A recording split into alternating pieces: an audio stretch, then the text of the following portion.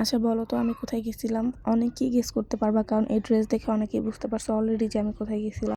তোমরা ঠিকই গেস করছো, আমি গেছিলাম বরগুনা পাথরঘাটা হরিণঘাটাতে।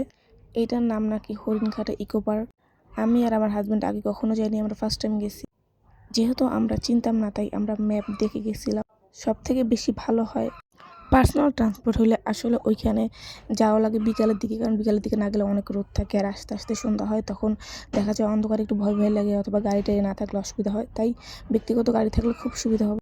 যাই হোক, ওখানে গাড়ি পার্কিং করতে হয় আর পার্কিং ফি 40 টাকা করে দেওয়া লাগে। তারপরে আমরা সব ফর্মালিটি ছেড়ে চলে গেলাম ভিতরে। আর ভিতরে গিয়ে ভাই আমার খুবই ভালো লাগতেছিল, জায়গাটা অনেক সুন্দর ছিল। যখন আমরা এই দিয়ে যাচ্ছিলাম আমার কাছে খুব ভালো লাগতেছিল। পাথরঘাটা এলাকাটা আসলেই অনেক সুন্দর। আমি পুরা বরিশালের যেই কয়টা জায়গা ঘুরছি আমার কাছে সব জায়গা খুবই ভালো লাগছে। বরিশাল সদর বাদে ঝালকাঠি, পিরোজপুর, মঠবাড়িয়া, কুয়াকাটা, বরগুনা, আমতলী এই জায়গাগুলো খুবই সুন্দর মাশাআল্লাহ। এমনিতেও গ্রামের দিকগুলো এমনিতেও অনেক সুন্দর হয়, এটা আর বলার কিছু নাই। তো যাই হোক, তোমরা যারা যেতে চাও অবশ্যই যাবা, না গেলেই মিস।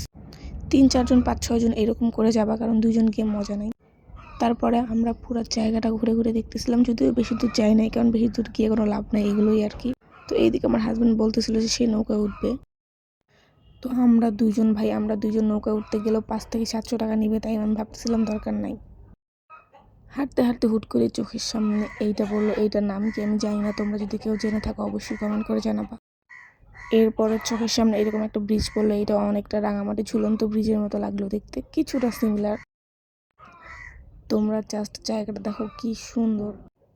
আমার কাছে তো ভাই অনেক বেশি ভালো লাগছে, আর আমি এই টাইপের জায়গাগুলো খুব বেশি পছন্দ করি। তোমরা যারা আমার মতো এরকম সমুদ্র পছন্দ করো তারা অবশ্যই যাবা, যে একবার হলেও ঘুরে আসবা, তোমাদের কাছে অনেক ভালো লাগবে।